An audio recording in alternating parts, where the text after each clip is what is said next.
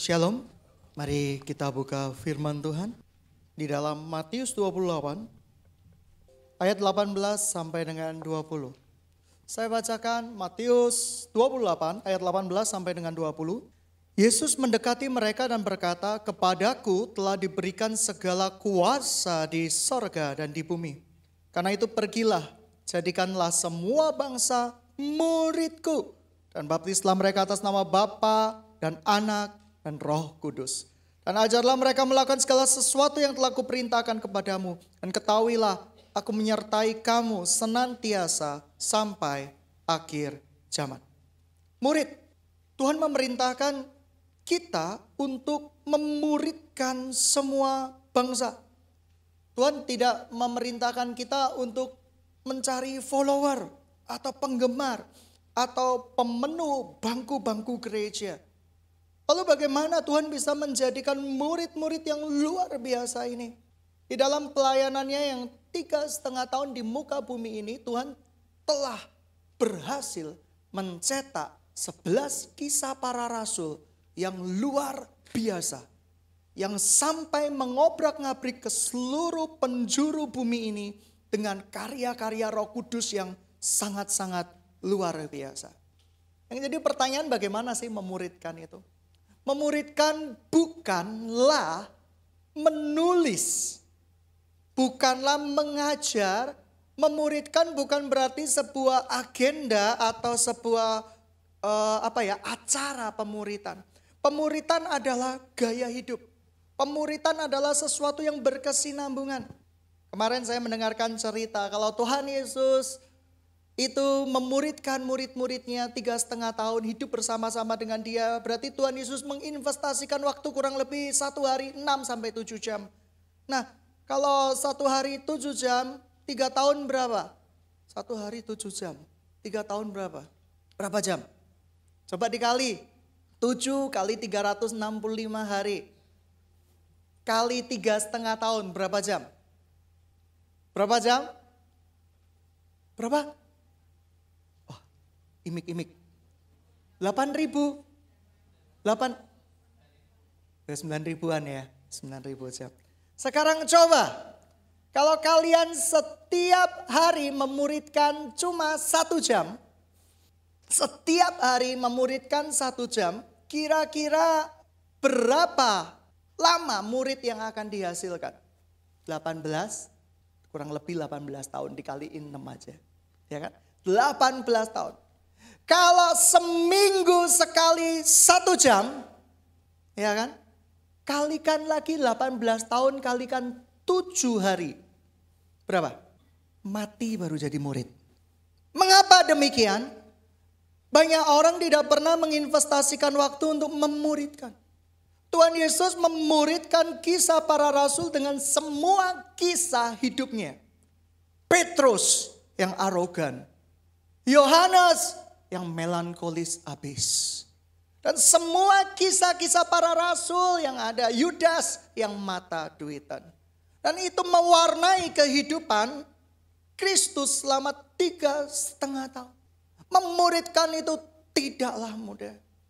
Kalau kita tidak memuridkan dunia, dunia akan memuridkan kita. Beberapa hari yang lalu ketika saya ke sebuah tempat di daerah Lebak, melihat renovasi cikal bakal panti asuhan dan cikal bakal tempat penelitian buat obat-obatan, saya menemukan satu agenda kecil. Pelan-pelan dan cepat-cepat saya masukkan ke kantong. Karena saya tahu itu tulisan saya, takut dibaca oleh tukang-tukang. Nah, saya nggak pernah kepikiran membaca, iseng-iseng gitu ya. Iseng-iseng kemarin pada waktu saya ada fellowship di Sinode, malamnya saya membaca. Saya mencoba mengingat-ingat peristiwa yang lampau, tetap tidak bisa.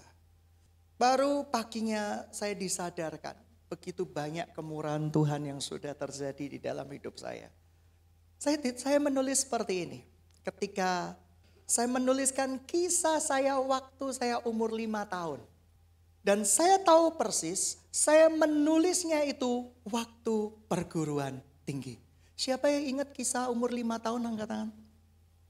Tidak banyak orang ingat. Ternyata masa lalu saya tidak baik. Orang tua saya sudah bertobat sekarang, tapi sebelum bertobat, ia memuridkan saya dengan cara yang sangat-sangat salah. Pada satu peristiwa, saya tulis di dalam agenda saya itu, saya melihat ayah dan ibu saya saling pukul-pukulan di depan mata saya umur 5 tahun. Dan setelah kalah bicara, menurut agenda itu, kalau itu cerita fakta, puji Tuhan, kalau fiktif, enggak tahu lagi. Setelah itu, waktu usia 5 tahun, saya melihat ibu saya karena kalah bicara dengan ayah saya mengancam meminum baygon. Dan tepat di hadapan saya disediakan 2 gelas. Dan waktu itu ibu saya mau meminum baygon. Ternyata saya anak cerdas waktu itu. Karena umur 5 tahun saya sudah mengerti baygon itu berbahaya. Saya pegangi kaki ibu saya. Saya pegangi tangan ibu saya. Saya menjadi begitu histeris. Mama jangan mati. Tulis saya di agenda itu. Seperti itu. Mama jangan seperti itu. Akhirnya saya tendang baygon itu. Dan itu bukan peristiwa yang pertama, tapi peristiwa yang kedua dan yang ketiga. Pantas saja waktu SMA ketika saya punya masalah, saya selalu mau bunuh diri.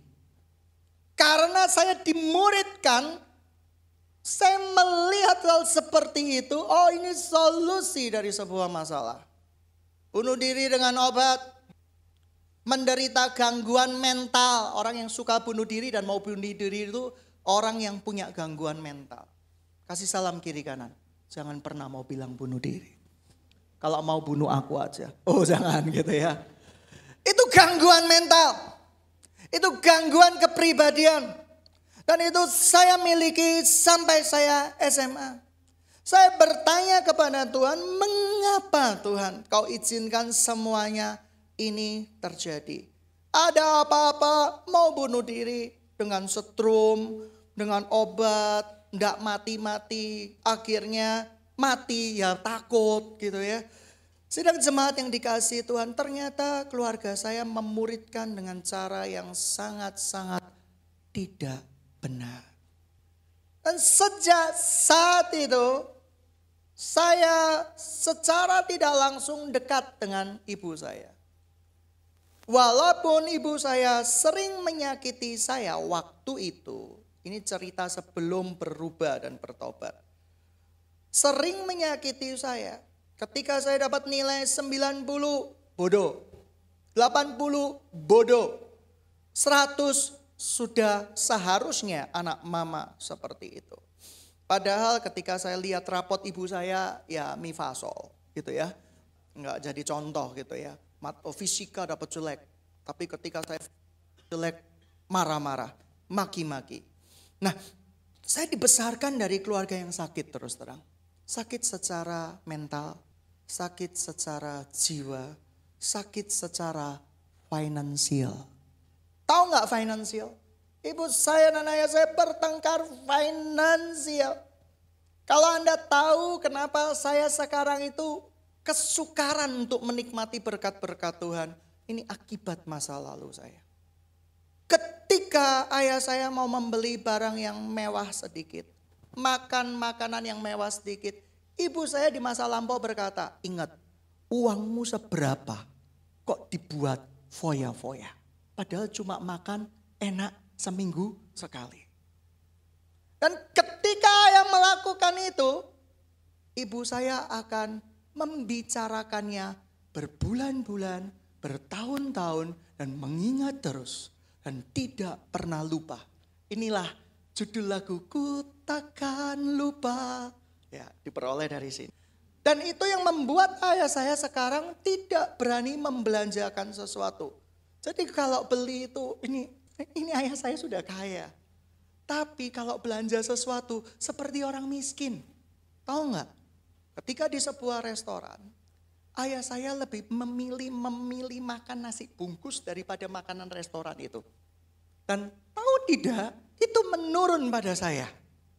Dan saya susah menikmati berkat-berkat yang enak, berkat-berkat yang luar biasa dari Tuhan. Karena merasa ini bukan untuk saya, ini harusnya untuk lain. Dan itu terjadi. Sidang jemaat yang dikasihi Tuhan, ketika dunia dan keluargamu yang belum pulih memuridkan engkau, muncullah murid-murid ajaran sesat. Pokoknya demikian. Harusnya demikian. Berapa bulan yang lalu saya pernah menangani konseling sebuah keluarga dan sebuah jemaat yang bukan di tempat ini. Tenang, saya tidak akan pernah membicarakan jemaat di tempat ini. Mengambil contoh jemaat di tempat lain. Tapi kalau saya diundang khotbah, saya mengambil contoh jemaat ini. Biar fair, amin, amin ya, amin. Nah, saya diundang untuk menyelesaikan sebuah masalah yang sebenarnya saya sendiri bingung cara menyelesaikannya. Alkisah, ibu bapak ini pergi ke kota Bali. Kota Bali itu indah kan? Indah. Nyaman kan? Nyaman. Harusnya. Satu kali istrinya berkata demikian kepada si suami. Mimi, ya, makan malam yuk. Oke, makan malam. Jo, mintamu apa Jo? Terserah. Saya sudah sekali lagi berkata, kata terserah itu bahaya luar biasa. Banyak jebakan di dalamnya. Dan ternyata benar. Jebakan kata terserah yang betul-betul terserah. Akhirnya karena ditanya sampai 5 kali, kamu pengen makan apa sih? Ngikut aja. Kali ini aku pingin kamu yang pilih. Gitu ya. Aku kepingin menyenangkan engkau. Singkat cerita, suaminya pencinta pedas. Dia pergi ke sebuah warung penyetan. Dipilihlah seperti itu. Pikir suami istrinya akan bersuka cita. Waktu itu bersuka cita. Karena ada tante, nenek gitu ya. Bersuka cita. Bersuka cita. Setelah makan, dia didiamin sampai pulang ke kota Surabaya. Suaminya bingung. Ada apa dengan istriku? Istrinya marah luar biasa. Suaminya dimaki-maki. Kamu gak tahu aku sakit mah? Kamu gak tahu aku radang tenggorokan? Kamu bunuh aku ya? Suaminya kebingungan. Mau cari istri muda ya? Kurang apa aku? Kurang langsing apa aku? Ya gak langsing sih menurut saya gitu ya. Kurang apa aku? Dan dia marah terus. Selesai. Enggak. 7 hari berturut-turut. Si suami mendengarkan pidato yang sangat tidak mengenakkan telinga. Pengen aku mati. Pengen cari istri lagi. Pengen punya istri lagi. Kamu gak ngerti aku. Saya sampai stres ketika mendengarkan cerita suaminya. Puji Tuhan, saya orang yang tidak baper seperti dulu. Tahu gak orang baper? Ikut masuk di dalam sebuah cerita. Banyak gembala baper hari-hari ini. Ketika mendengar cerita dari jemaatnya, gembalanya bisa ikut panas. Itu gembala sakit jiwa. Gembala gak boleh ikut baper, tenang.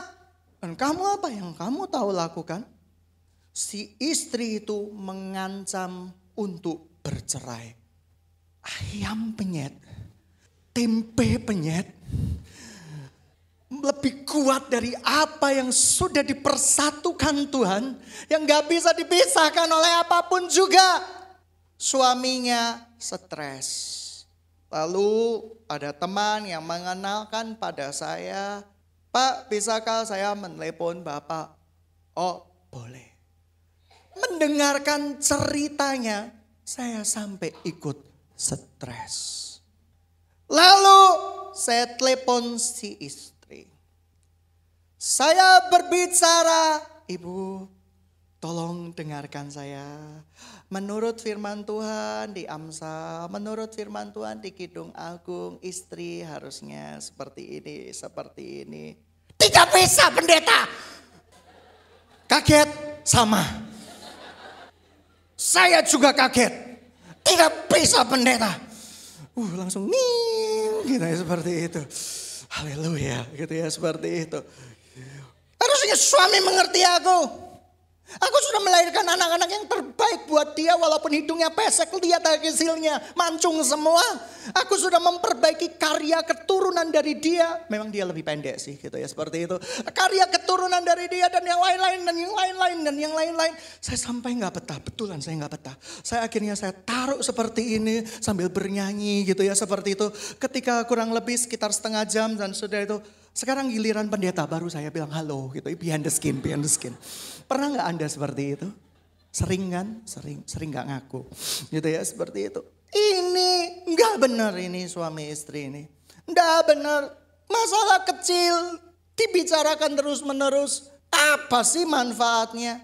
Akhirnya saya bilang, ternyata suami ini dan istri ini punya mental illness. Gangguan mental yang disebabkan melihat peristiwa pembentukan dirinya di masa kecil dan selalu mengkaitkan dengan masa kecilnya. Mirip dengan saya sebelum bertobat. Sidang jemaat yang dikasihi Tuhan. Mental illness itu bahaya. Sakit mental. Sakit mental itu bisa melahirkan pemimpin-pemimpin. Survei membuktikan pemimpin 10% dilahirkan dengan bakat memimpin. 15% bisa karena sakit mental atau karena keadaan. Adolf Hitler memimpin Nazi karena sakit. Saya pernah lihat film Joker. Pernah lihat? Saya gak pernah diceritain. Tapi gak kepengen. Saya diceritain seperti ini. Si Joker ini dibesarkan dari seorang ibu yang sakit jiwa. Yang ngaku-ngaku Joker ini ya kan, bapaknya adalah bapaknya si Batman. Ternyata ya si Joker ini sudah dikasih doktrin sejak kecil. Bapakmu Batman, bapakmu Batman. Gitu ya. Sudah dikasih doktrin sejak kecil. Dan ia menjadi begitu marah kepada si ayah Batman ini. Dia masuk, dia bercerita, aku bapakmu. Sopo kowe? Ini kalau doping dalam bahasa Jawa. Sopo kowe? Ya, aku Joker. Gitu ya. Peno bapakku toh. Gitu ya, seperti itu. Kalau enggak, ya diduping. Seperti itu. Oh, boten. Gitu ya. Boten, kowe dudu anakku. Kowe wedhusku. Nah akhirnya apa? Saya nggak bisa bahasa Jawa ya. Kira-kira demikian lah. Ya, akhirnya karena saking dituduh, kamu sudah main serong kepada ibuku. Ibunya dulu ternyata sekretarisnya bapaknya Batman. Kamu harus bertanggung jawab. Si payahnya Batman marah dan memukul si Joker ini. Ternyata betul setelah diselidiki. Mamanya memang menipu. Mamanya sakit jiwa, si Joker ini membunuh mamanya. Jadilah Joker dengan sebuah slogan, orang baik adalah orang jahat adalah orang baik yang teraniaya. Slogan bencekno. Gitu ya, seperti itu. Slogan yang mendukung kedagingan. Slogan yang kayaknya semua orang-orang yang berbuat jahat itu orang baik semua. Itu salah. Lah, banyak pemimpin yang dibesarkan karena sakit jiwa. Dan itu terjadi di gereja Tuhan. Banyak pendeta yang sakit jiwa memimpin. Oleh karena itu gerejanya, semua cabangnya dijadikan sama rata, sama rasa, sama rupa. Berbeda rupa, pengkhianatan. Karena hidupnya penuh dengan pengkhianatan. Satu kali ketika saya berubah, saya pernah nulis, enggak suka sama mama saya enggak suka sama ibu saya. Tapi ketika saya berubah, dirubah, dimuridkan, metanoia, mengalami pembaruan pikiran. Tahu enggak? Sampai sekarang saya tidak bisa mencintai ayah ibu saya. Saya menerima mereka apa adanya. Secara matematika, anak yang dibesarkan dengan pengkhianatan, caci maki, tekanan jiwa, tekanan mental akan membunuh ayah ibunya. Tapi syukur kepada Tuhan, saya memberkati mereka sampai sekarang. Ketika ayah saya sakit, kalau perlu saya jual rumah saya untuk ayah saya. Ketika ibu saya pingin apa, saya belikan. Ibu saya suka sakit mah, saya beli obat mah ratusan ribu. Ketika ibu saya sakit mah minum ini aja, ambil. Kamu ada tak? Ada, maksudnya ada di apotek. Ada, tenang minum saja. Siapa yang bisa mengubah itu? Tuhan. Tuhan sudah memuridkan saya. Kalau saya dimuridkan di bumi ini, dimuridkan oleh keluarga saya akan menjadi orang yang pendendam, mudah sakit hati, mudah marah, mudah melakukan segala perkara. Sidang jemaat yang dikasihi Tuhan, memuridkan itu penting sekali. Banyak orang tidak sadar bahwa Tuhan menghendaki kita menjadi pemurid-pemurid di akhir zaman. Dikasih tahu. Dulu saya tidak tahu nonton video porno itu salah. Karena teman saya dimuridkan oleh teman saya dengan berkata, itu pelajaran biologi. Karena lebih baik praktek daripada apa? Teori. Saya merasa nggak salah, wajar. Teman-teman SMA saya di hotel, mereka menyewa perempuan panggilan. Saya tidak tahu perempuan panggilan itu apa. Saya cupu. Saya diajari teman saya, begini cara tahu ini perempuan panggilan bagaimana dan bagaimana. Teman-teman saya memuridkan saya. Akibatnya saya menjadi orang yang pribadi yang rusak. Saya menganggap gitu aja nggak boleh. Padahal Tuhan berkata, janganlah engkau serupa dengan dunia ini, berubahlah melalui pembaharuan budimu. Supaya kamu bisa membedakan mana yang baik, benar, dan jahat. Sidang jemaat yang dikasihi Tuhan. Berapa banyak kita menderita mental illness karena keluarga kita. Jikalau Anda menderita mental illness, tahu nggak mental illness itu dibawa sampai mati kalau kamu nggak berjumpa dengan Kristus.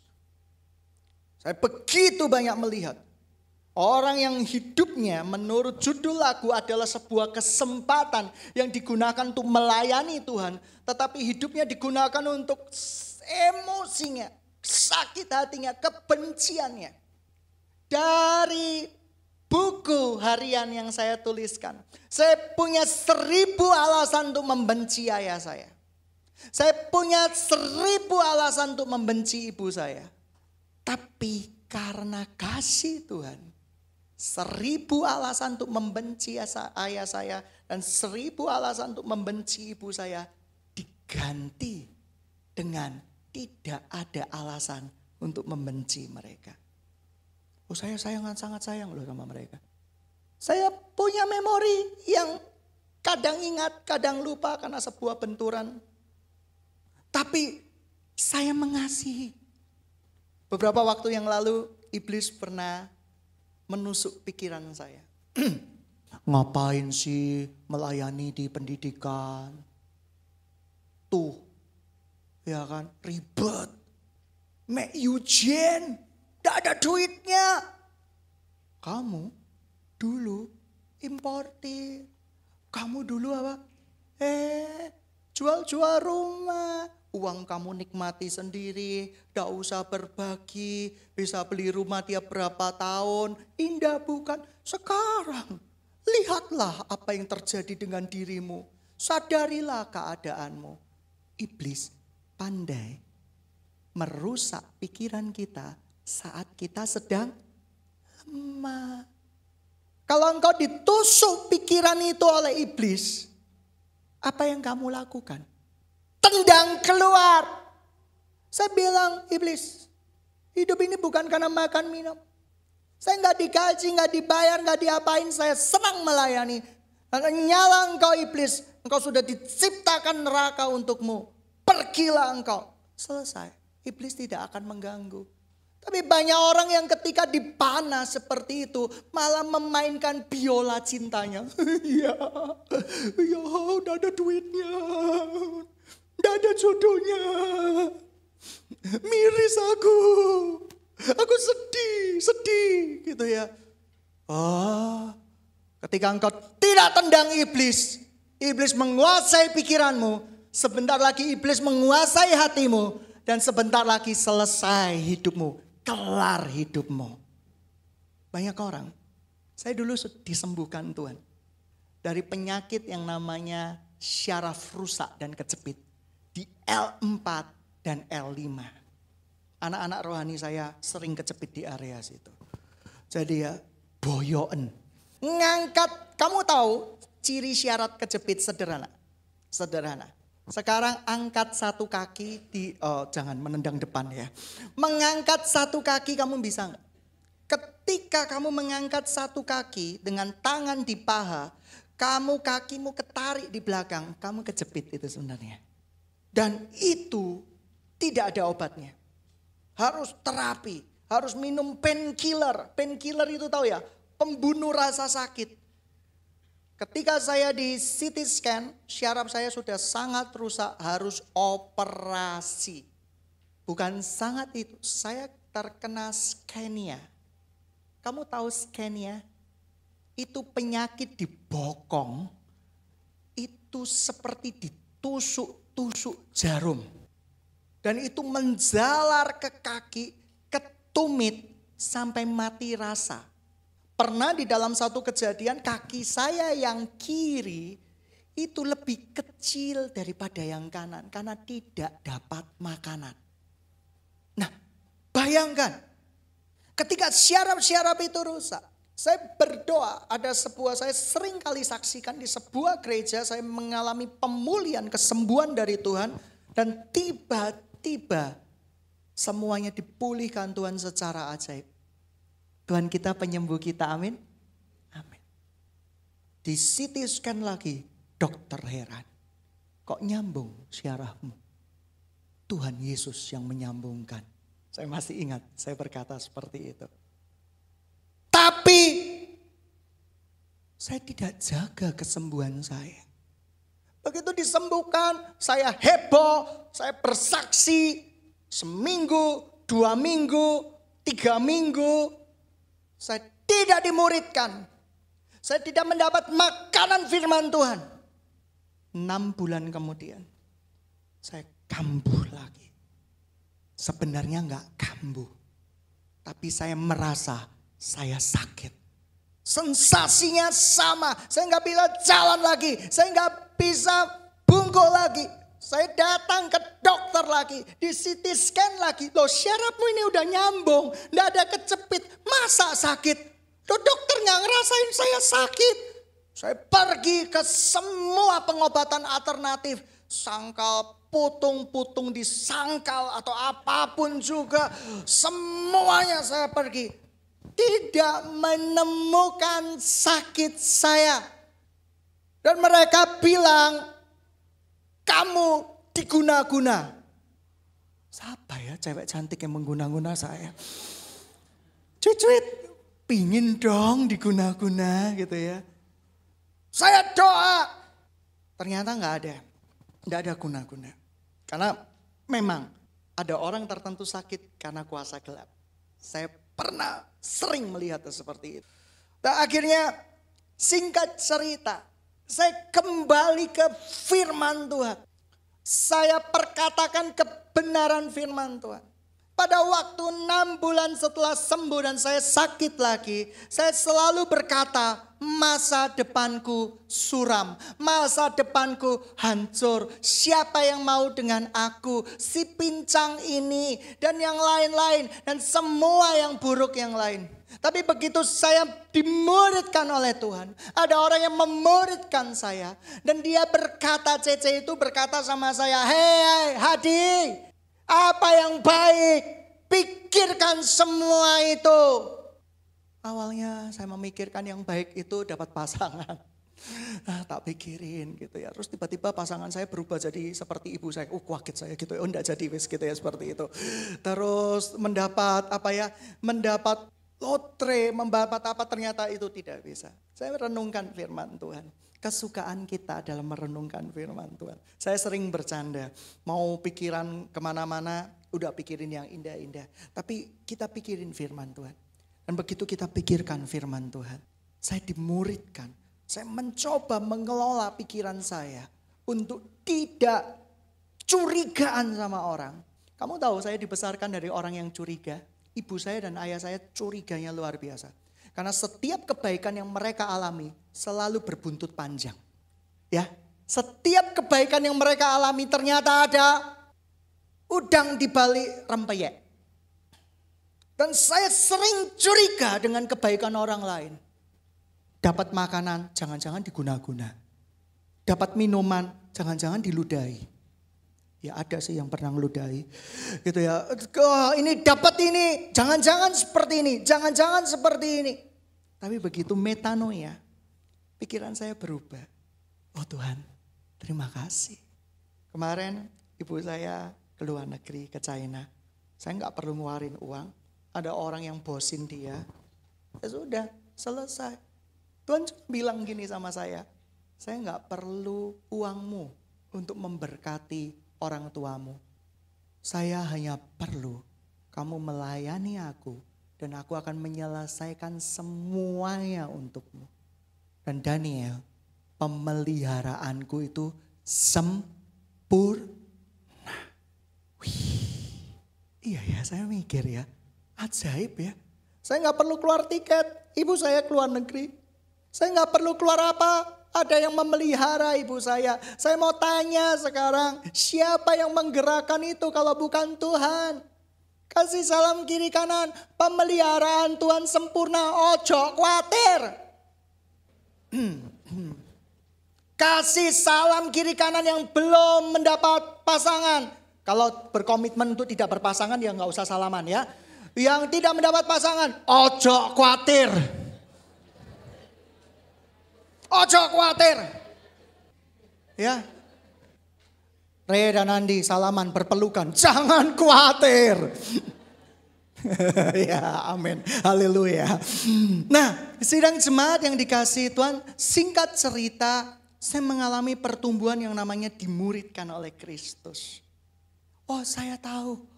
Ternyata pikiran buruk itu harus segera dilawan. Apakah selalu berhasil Pak Pendeta? Sering gagal, tapi sering berhasilnya. Kalau dulu selalu gagal. Suami istri, jangan berkata terserah mulai dari sekarang.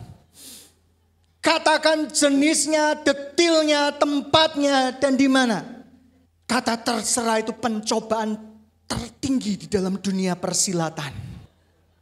Ya. Banyak orang yang pacaran, cowoknya itu dengar kata terserah itu sudah keringat dingin. Apa ya, berpikir setengah mati, lihat di Google, Mbak Google, ya apa ini ya, makanan apa terserah, gitu ya. Para perempuan, saya tahu Anda belajar untuk menerima diri, tetapi ya mbok jangan kakek kata terserah. Terserah itu seperti sebuah jeratan bagi seorang laki-laki. Bercanda, ya. Jangan terserah lagi. Katakan dengan detil, aku pengen koloke, ndak pakai telur, ndak pakai ayam, ndak pakai apapun, ndak pakai nasi. Dah wis, gitu aja. Aku pengen mie, nggak mau mie, hanya sayurnya saja. Wes, nggak apa-apa. Ya kan? Yang detail, yang jelas. Seperti engkau membeli di GoFood. Nggak pakai ini centang, nggak pakai ini centang, nggak pakai ini centang. Pernahkah abang-abang GoFood mengecewakan engkau? Nggak pernah kan? Itu calon jodohmu. Oke. Fun saja memberitakan Injil ya, tapi yang penting dapat. Ya, yang kalian dapat itu apa? Dimuridkan, jangan abang GoFoodnya lo ya, awas itu ya. Awas ya, kalian berperkara dengan Tuhan. Berikutnya, manusia ini gitu ya, kalau tidak dimuridkan akibatnya apa? Mereka akan menjadi Farisi. Banyak orang menjadi Farisi secara doktrin. Textbook Alkitab dipahami sak titik koma. Akibatnya ketika ada mujizat terjadi di luar textbooknya itu, dia langsung mengklaim bukan dari Tuhan. Ini bahaya banget. Orang Farisi ngerti firman Tuhan, tapi menolak Yesus sebagai Tuhan. Kenapa? Kepintaran. Dia tidak menundukkan akal budi pikirannya takluk di bawah kehendak Tuhan. Alkitab sebagai filter, sebagai pedoman, sebagai rambu-rambu. Tetapi Alkitab tidak boleh diterjemahkan secara harafiah. Contoh perpuluhan. Harus perpuluhan itu. Loh iya, perpuluhan di firman Tuhan dikatakan kalau kamu mengasihi Tuhan perpuluhan. Tapi ya ginilah, kalau misalnya nenekmu butuh duit, adikmu butuh duit, kamu ada uang perpuluhan, ya kasih ke mereka. Ngapain kasih ke gereja? Tuhan lebih suka kamu ngasih ke mereka. Itu lebih alkitabiah. Tapi orang Farisi doktrin itu kenceng, gak bisa. Gak bisa. Kamu punya uang 2 juta, berikan 200.000 untuk gereja. Kalau enggak, nanti Tuhan yang akan pelihara adikmu. Adikmu keburu mati nak. Dulu saya diajarkan seperti itu. Tapi satu hari, ada orang yang butuh pertolongan dan saya harus perpuluhan. Saya bergumul. Karena saya diajarkan dari kecil, jangan mencuri uangnya Tuhan. Ayo siapa yang diajarkan seperti itu? Angkat tangan. Jangan nyuri uangnya Tuhan. Waduh, bendahara gak perlu stres ya saya khotbah seperti ini. Ini memang ini firman Tuhan gitu ya, seperti itu. Ini firman Tuhan. Kalau pemasukan gereja menurun urusan belakangan gitu ya. Tapi firman harus dibagikan. Ya kan? Saya diajarkan jangan mencuri uangnya Tuhan. Hukuman pencuri sudah jelas, neraka. Wih, takut saya. Satu kali ada teman yang butuh pertolongan. Dan memang betul-betul butuh. Karena banyak orang yang tidak butuh tapi dibutuh-butuhkan. Ya kan? Seperti itu. Ada orang yang sudah punya asuransi. Sakit. Waduh. Insta story. Aku kena kanker. Butuh uang banyak. Banyak donatur padahal sudah asuransi, itu kurang ajar. Banyak orang seperti itu. Nah, sidang jemaat yang dikasihi Tuhan, singkat cerita. Ya, singkat cerita. Saya kasih akhirnya kepada orang yang lebih membutuhkan. Kamu tahu, ketika saya berdoa, hadirat Tuhan nyata sekali. Bukan berarti Tuhan tidak nyata sebelum-belumnya, enggak. Orang Farisi doktrin itu setiap kata-kata saya akan dipretel, kalau bisa itu dicaci maki, diiris-iris jadi bawang lalu digoreng. Gitu ya. Ini pembahasaan saya. Lalu apa yang terjadi? Saya seakan-akan di hati saya mendengar, baik perbuatanmu. Loh Tuhan, aku nyolong duitmu loh Tuhan. Aku mencuri uangmu untuk temanku ini. Untuk saudara rohaniku ini. Kamu kok bilang baik Tuhan. Lalu Tuhan bukain sebuah ayat. Saya kadang nggak hafal ayat-ayatnya, tapi saya dikasih sebuah kejadian. Ketika Tuhan Yesus menyembuhkan orang sakit pada hari Sabat. Secara textbook, Hari Sabat itu you harus sabat. Tapi Yesus ngobrak-ngabrik hukum karena dia adalah hukum yang tertinggi. Dia adalah law itu sendiri. Dan kamu tahu yang terjadi. Tuhan menyembuhkan orang sakit. Padahal memelihara hari Sabat itu pahalanya besar sekali. Sidang jemaat yang dikasihi Tuhan. Kalau ibumu sakit, kamu biasa perpuluhan, pakai uang perpuluhan enggak apa-apa. Gereja gak bakal mati. Karena ini miliknya Tuhan, amin. Amin. Baik, mulai bulan depan saya gak perpuluhan. Hati saya sakit, saya harus perlu dipelihara. Saya baru putus cinta, hati saya sakit, saya mau gunakan uang perpuluhan untuk makan di restoran, untuk mengobati hati yang sakit. Kan Tuhan berkata seperti itu, terserah Tuhan ngerti hatimu. Ya kan? Sedang jemaat yang dikasihi Tuhan, banyak orang yang menjadi Farisi doktrin. Saya dibesarkan dari keluarga Protestan yang begitu taat. Sebelum saya dibaptis, saya harus sidi. Saya harus katekesasi.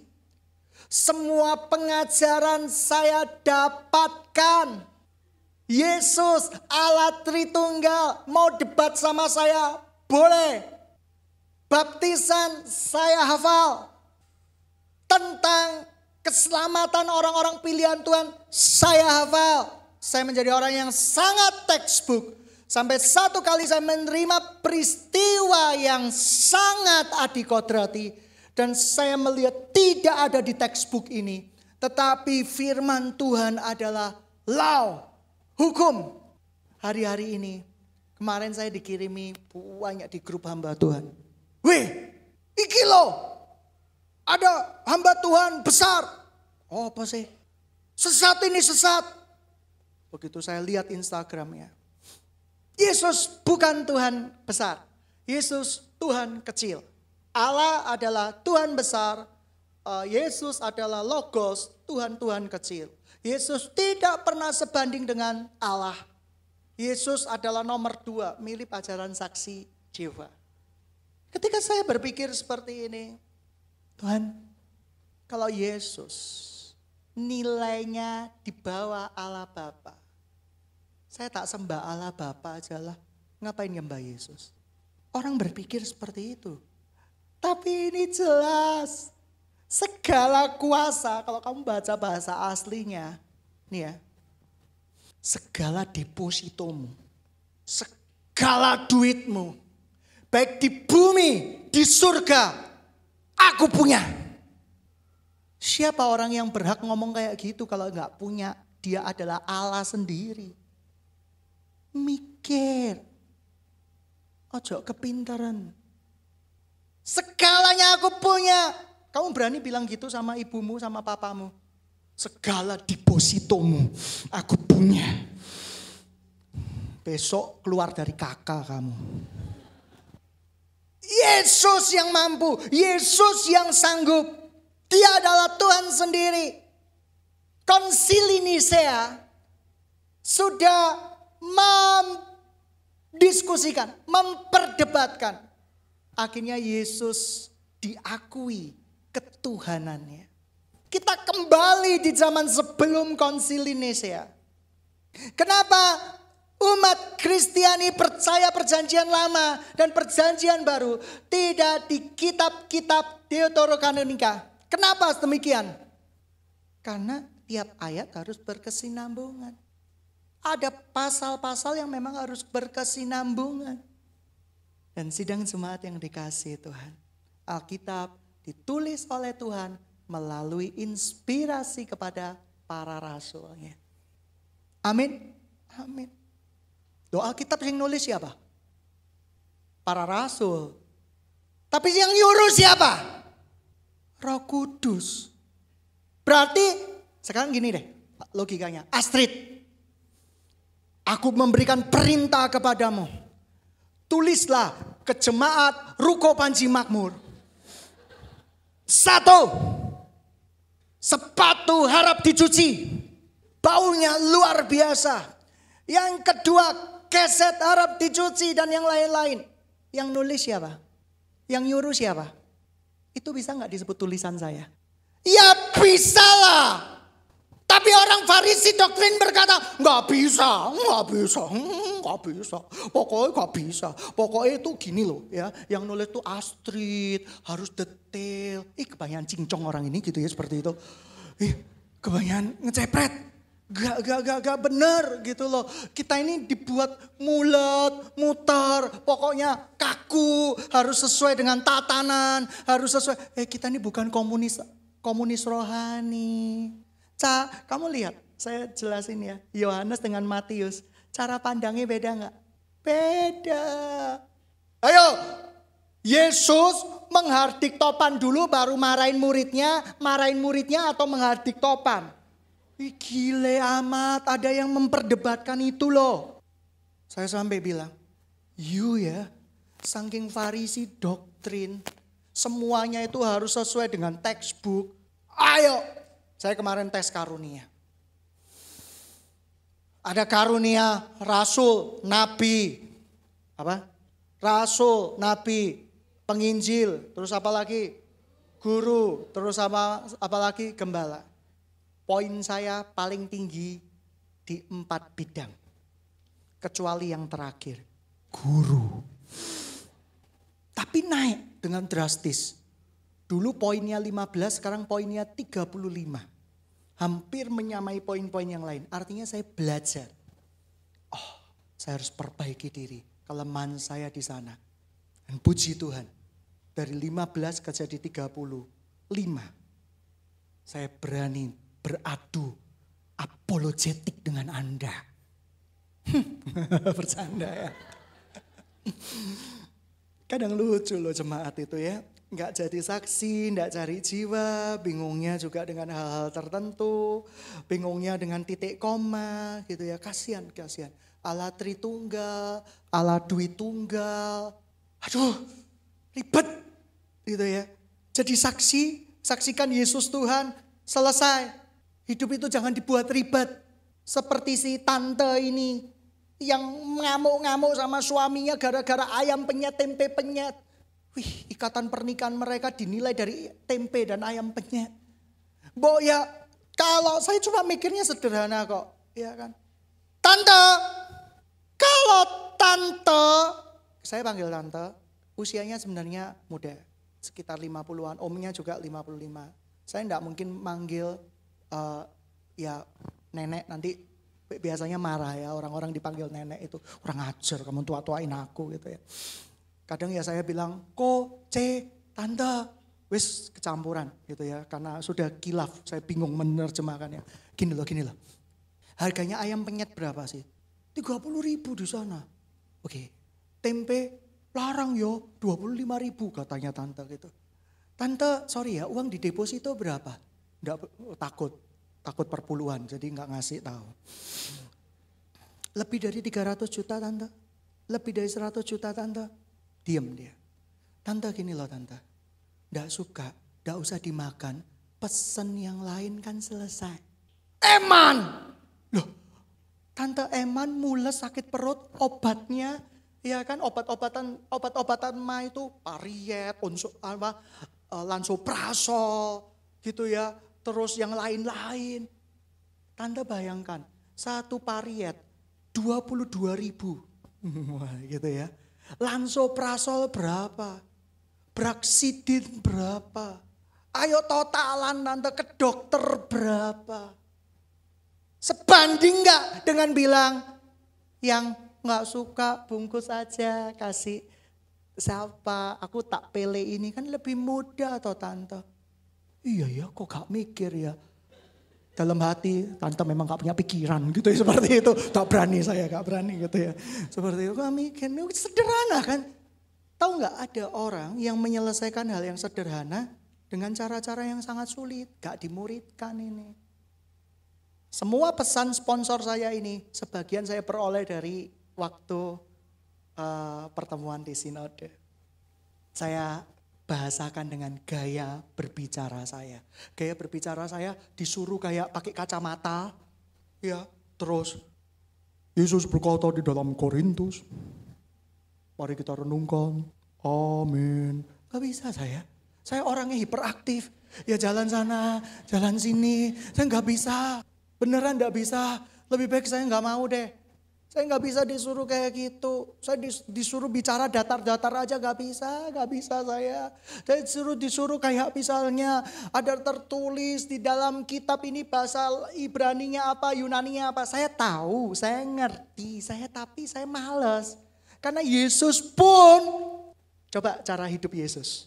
Ini Yesus memuridkan orang ya, muridkan kisah para rasul.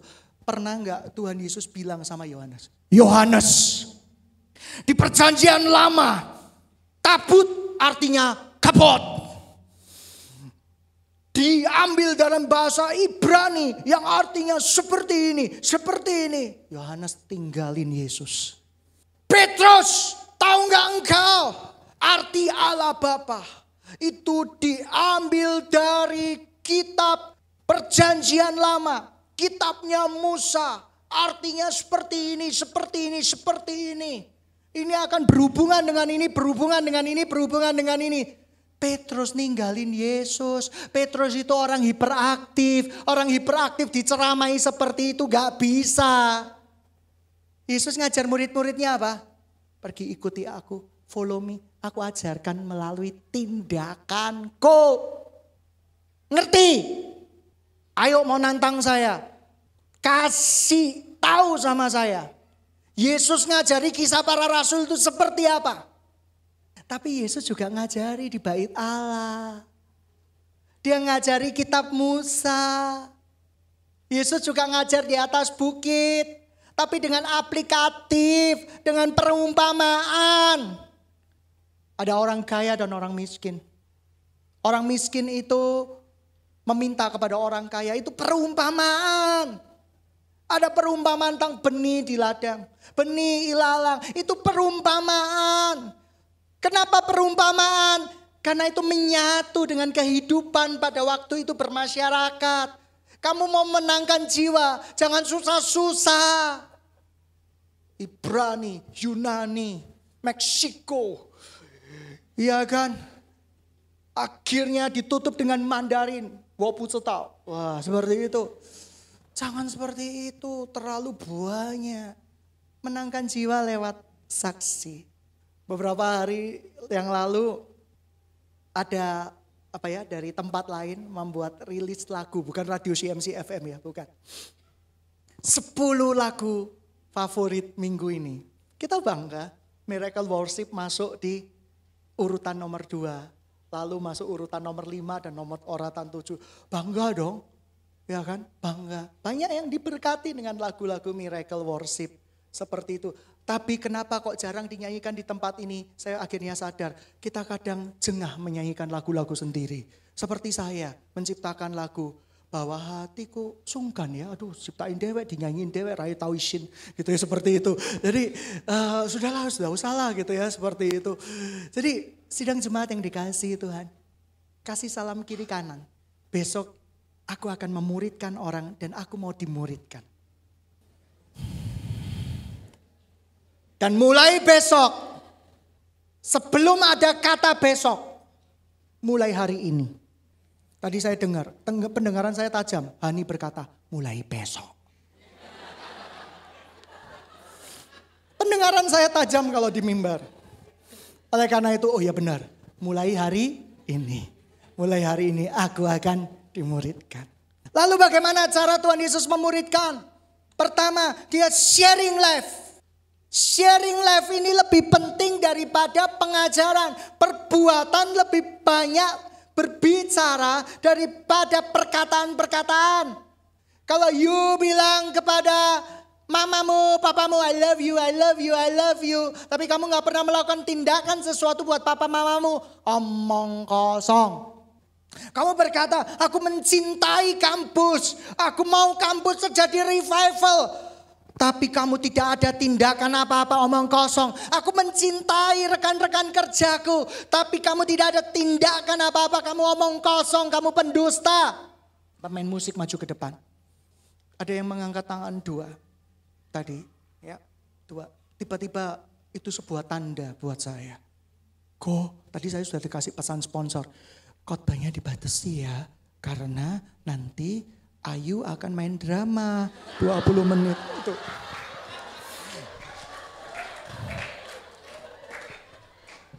Ya kan?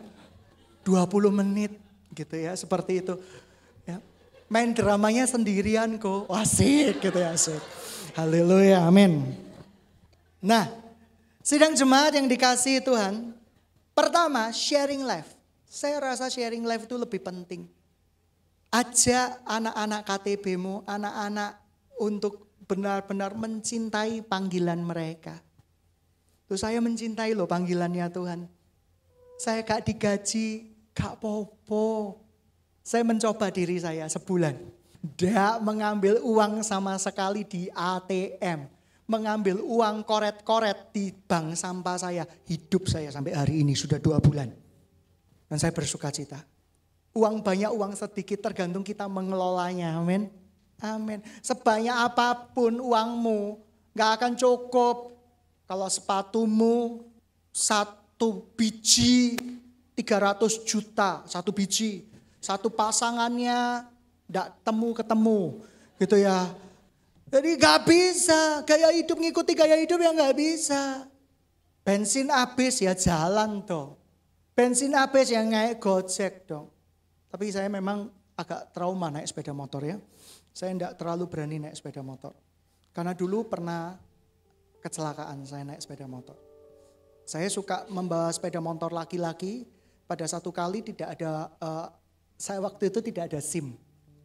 Tidak ada SIM. Gak usah diiringi, ini belum gitu ya. Ini gokil kok diiringi gitu ya, seperti itu. Nah, waktu itu saya naik sepeda motor laki, saya ditegur oleh polisi. Saya melawan arah dan kecepatan saya waktu itu 120 km. Ada tanjakan, saya terlempar sepeda motornya. Waktu itu di dekat Indrapura, saya ingat persis. Dan saya berputar sampai Jalan Karet. Saya atraksi seperti itu. Sepeda motor melambung ke atas, saya nggak bisa menangkapnya kembali seperti stuntman. Sepeda motor itu jebret, jatuh di sisi kiri saya, tidak kena saya. Dan saya sejak saat itu trauma naik motor. Ya memang sudah dipulihkan Tuhan. Tapi sekarang gak mau naik motor lagi, naik motor bebek aja lah, matic aja lah. Biar girly gitu loh ya, seperti itu ya. Mau gak kamu memuridkan generasi ini? Gereja ini bertumbuh. Saya rindu semua jemaat menjadi semua pemimpin, amin. Kamu memimpin, kamu bukan ekor, kamu kepala. Kita gak ngumpulin, nyeseki bangku gereja, enggak, kamu harus bertumbuh di tempat ini. Berdampak di tempat ini. Yang kedua, investasikan waktumu setiap hari untuk memuridkan generasi ini. Yesus menginvestasikan waktu 6-8 jam setiap hari. Kamu investasikan waktu untuk apa? Untuk melo. Hasilnya kamu akan melo. Paling saya suka ya dengan anak-anak muda. Kalau saya konselingin orang-orang senior, tante-tante, seneng sih, seneng. Tapi kadang keluhannya ya kayak gitulah. Kamu tahu si besuk itu menjadi si yang paling stres. Besuk orang sakit, besoknya mati. Pikiran negatif. Ibu saya sih besuk. Setiap ada orang sakit ginjal, dia langsung WA sama saya. Jangan minum ini. Besoknya ada temennya yang sakit liver. Hati-hati lo ya, cek ke dokter. Jangan minum ini. Besoknya ada orang yang kesandung batu. Hati-hati lo ya, jangan ini. Waduh stres saya gak sekuat ibu saya betulan. Gitu ya. Teman-teman, saya pernah punya teman yang suka ngeluh. Kamu tahu? Hidupnya dari dulu ngeluh terus. Suatu saat, saya lihat dia di mall. Trans ini. Wajahnya seperti orang 70 tahun. Orang ngeluh. Sakit-sakitan. Jadilah jadi seperti yang kamu keluhkan. Kata-kata itu firman kok. Sorry, bukan kata-kata firman. Nanti Farisi doktrin nyerang saya. Kata-kata itu bukan, kata-kata kita ini adalah sebuah kata-kata yang mengandung berkat. Amin. Amin. Jangan kutuki diri sendiri. Masa depanku suram. Aku tidak dicintai. Aku sakit penyakit. Waduh, cepat mati. Saya tutup dengan sebuah kesaksian. Ada seorang ibu stres. Saya disuruh doain ibu ini. Pak Pendeta, saya sakit kanker. Oh ya? Iya. Saya seperti ditarik-tarik. Saya stres sekali. Tolong doakan saya. Saya sudah kemana-mana gak sembuh-sembuh. Oh ya? Saya doa. Udah kaget. Bu, sorry ya. Kata Tuhan ibu gak sakit apa-apa. Enggak, sakit kok. Loh, ibu sakit kanker. Ini ibu tahu dari mana? Ya ampun, dia tahu dari temennya. Katanya itu gejala kanker. Dia baca Alkitab itu loh, Nova atau apa, saya nggak ngerti, nyata. Kisah-kisah orang yang sering kena kanker. Ibu sudah cek ke dokter? Belum. Hari ini ibu cek ke dokter. Dia nggak nurut, besoknya baru cek ke dokter. Tahu nggak sakit apa? Nggak sakit apa-apa. Nggak sakit apa-apa. Belasan tahun krosor sakit kanker. Belasan tahun sudah titip-titip pesen ke anak-anaknya. Bahasa Ibraninya jebule, ya kan? Ternyata tidak sakit apa-apa. 15 tahun, 20 tahun dia melo Bombay. Dia menghabiskan waktu beli asuransi 1, asuransi 2, asuransi 3, asuransi 4 gak mati-mati. Ahli warisnya stres kok gak mati-mati gitu ya, seperti itu ya. Bercanda. Ya. Dan ternyata tidak sakit apa-apa. Kau bangsa yang terpilih, imamat rajani, umat kepunyaan Allah. Kamu udah dibebaskan oleh darah Tuhan Yesus. Kamu itu sudah memiliki masa depan yang penuh pengharapan. Banyak orang terjebak di dalam sebuah situasi yang merasa sudah tidak ada harapan. Saya mau kasih tahu, lewat badai cobaan semuanya mendatangkan kebaikan. Kalau kamu tahu kamu gak sakit apa-apa, cuma kroso-krosoan kamu sakit. Kenapa kamu menikmati rasa sakit yang sebenarnya tidak ada di dalam dirimu? Banyak orang yang sudah dibebaskan oleh Tuhan menikmati rasa sakit seakan-akan dosa itu masih melekat di dalam dirinya. Banyak loh orang-orang main musik masih kepelacuran. Banyak yang gak ngaku. Dia merasa buat apa kayak gini.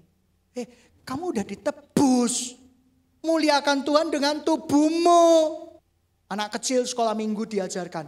Hati-hati gunakan matamu. Kalau matamu buat masalah, culek saja. Culekan kudus. Ya kan? Sidang jemaat yang dikasih Tuhan, kamu udah dibebaskan. Muliakan Tuhan. Loh, aku kok terikat ya? Aku masih terikat. Krosok-krosoan kamu itu. Kamu sudah tidak diikat lagi. Kamu udah bebas. Amin. Amin. Mari kita bangkit berdiri bersama-sama.